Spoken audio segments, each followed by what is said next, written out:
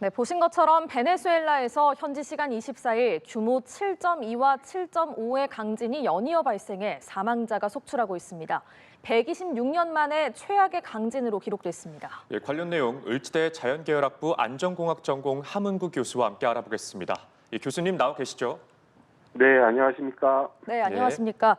네, 베네수엘라에서 규모 7.2와 7.5의 강진이 1분도 채 되지 않는 간격 속에 연이어서 발생을 했습니다.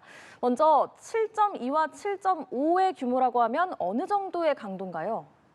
네, 지금 전진으로 알려진 규모가 7.2였고요.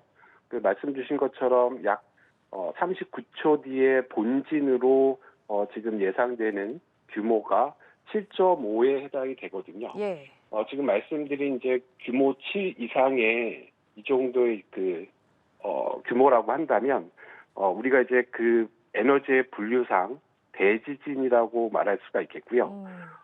예컨대 한 7.0 정도가 된다라면 우리가 이제 TNT라고 하는 이 다이너마이트로 환산을 하면 480킬로톤, 그리고 지금 이제 본진에 해당되는 7.5 규모라고 한다면 2.6 메가톤 정도의 TNT가 폭발하는 에너지라고 할 수가 있겠습니다. 예.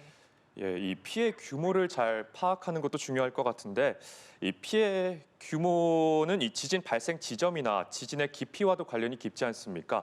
이번 지진 피해 규모 어느 정도가 될지 좀 예상이 가능할까요? 네, 지금 이제 미국 지질 조사국이라고 하는 곳에서 미국 지질 조사국이 어떻게 보면 이제 전 세계적인 어떤 지진에 대한 어떤 스탠다드라든가 어떤 연구가 잘 돼 있는 그런 기관이라고 할 수 있는데요. 예. 이 말씀드린 이 미국 지질조사국에서 약 44%의 가능성으로 앞서 이제 계속 보도가 되고 있는데 최소 1만에서 많게는 10만 가까운 이런 사상자가 발생을 할 수 있다라고 지금 이렇게 예측을 하고 있어서 굉장히 앞서 앵커께서 말씀하신 것처럼 진원의 깊이가 굉장히 얕은 곳에서 발생을 했거든요. 예. 그래서 지금 굉장히 큰 피해가 우려가 되고 있습니다. 예, 베네수엘라가 오늘 공휴일이어서 지진이 발생했을 당시에 많은 주민들이 집에 머물고 있었다고 하더라고요. 그래서 피해가 더 컸을 가능성도 있을까요? 네, 그렇습니다. 물론 이제 상대적인 어떤 수치라고도 볼 수 있는데요. 아무래도 이제 휴일이고, 그러니까 대부분의 어떤 가족분들 중심으로 집 안에 있었다라고 한다면, 아무래도 이제 이런 건물 안에서 건물이 붕괴하면서 발생하는 피해가 이제 대다수라고 본다면, 이런 것들이 어떤 인명피해라든가 이런 것에 직접적으로 영향을 준 것으로 이렇게 볼 수가 있겠습니다. 예, 지금 이 SNS 등 현지에 올라오는 영상들을 보면 그야말로 이 아비규환 상태인 것 같습니다. 그런데 이 베네수엘라가 지진이 자주 발생하는 이 지진대에 원래 속해 있나요? 지진이 아예 없던 그런 곳은 아니지만, 이제 예. 기본적으로 이제, 카리브판이라고 하는 판과 남아메리카라고 하는 이 두 판이 맞닿은 곳이 지금 베네수엘라거든요. 예. 역사적으로 봐도 이 베네수엘라 같은 경우 이제, 1812년에 규모 약 7.7 정도의 굉장한 강진이 있었고요. 그리고 이제 1900년도에 마찬가지로 규모 7.6에서 7.7까지의 이런 강진들이 발생을 했습니다. 그 뒤에는 이제 상당히 좀 소강 상태가 돼 있다가요. 2026년 지금 이제 7.2와 7.5가 발생한 셈입니다. 그러니까 가장 가까운 예를 보면 1997년에 약 규모 7.0, 그래서 약 80명 정도가 인명피해가 발생한 것으로 이렇게 지금 기록이 돼 있거든요. 그래서 네. 어떻게 보면 지금 오늘 보도에서 나온 것처럼 일본이라든가 캘리포니아라든가 이 로스앤젤레스 같은 이런 환태평양 조산대하고는 그 정도의 빈도는 아니지만 역사적으로 강진이 자주 발생했던 그런 지점이라고도 볼 수가 있겠습니다. 예.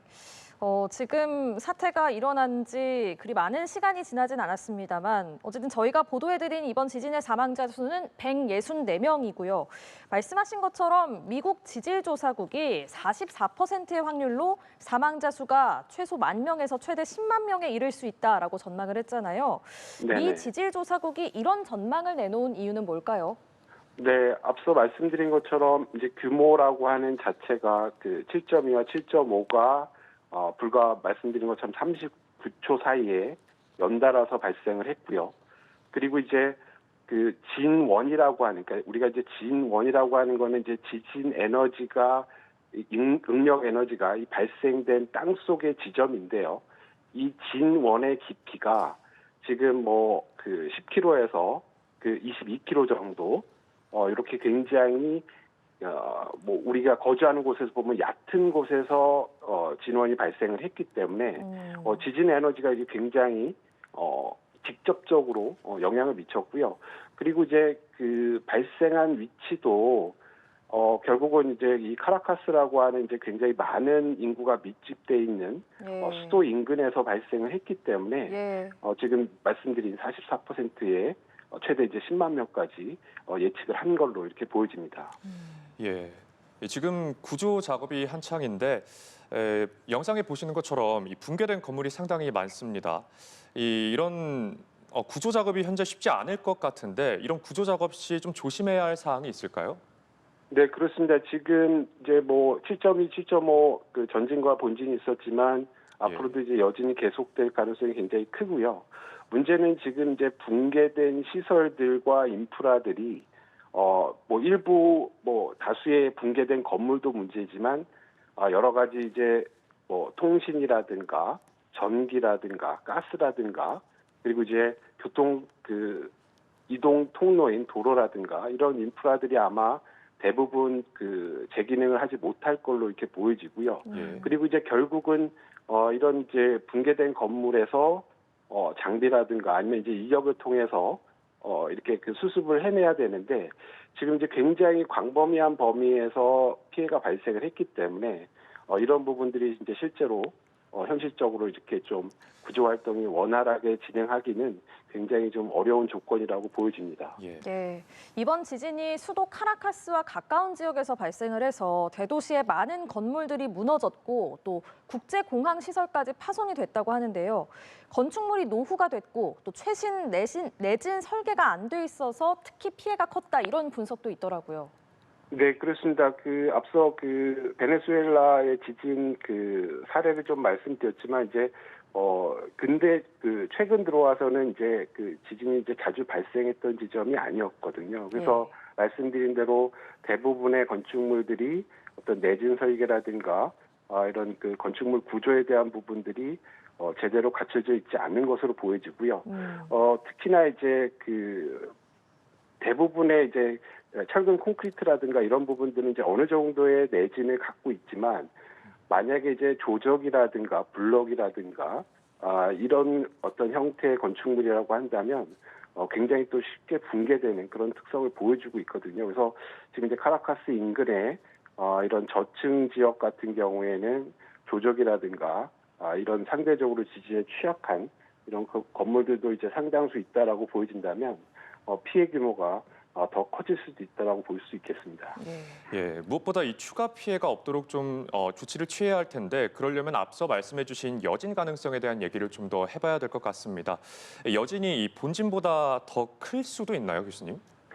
일반적인 경우에는 이제 여진은 본진보다 그 규모가 작은 걸로 이렇게 알려져 있고요. 지금 이제 굉장히 조심스러운 예측이긴 하지만 그 여진의 규모가 그 규모 7.0을 넘는 이런 여진은 아마 그 확률상 좀 낮은 가능성이 있다라고 보여지고요.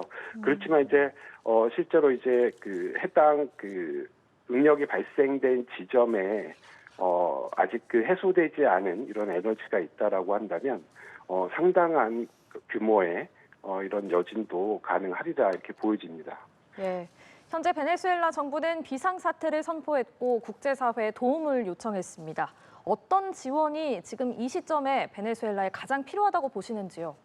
네, 지금 앞서 말씀드린 것처럼 이제 수도 인근이었고요. 대부분의 어떤 그 시설들이 밀집되어 있는 이런 지역으로 보여지고 있거든요. 그래서 지금 이제 광역적인 부분에서 거의 뭐 도시의 기능이라든가 아니면 이제 여러 가지 그 국가 행정력이 미치지 못하는 이런 그 소위 말하는 이제 아노미 상황이 될 수도 있거든요. 그래서 결국 이제 우리나라를 포함한 이런 국제사회들이 뭐 구조 인력이라든가 의료 인력이라든가 더 나아가서는 여러 가지 그 생활이라든가 이런 전반적인 부분에 좀 광역적인 이런 지원이 지금 절실히 좀 필요한 시점이라고 보여집니다. 예, 알겠습니다. 부디 조속히 수습되기를 바라겠습니다. 예, 지금까지 베네수엘라에서 발생한 지진과 관련해 을대 자연계열학부 안전공학 전공 함은국 교수와 함께 알아봤습니다. 오늘 말씀 고맙습니다. 고맙습니다. 고맙습니다.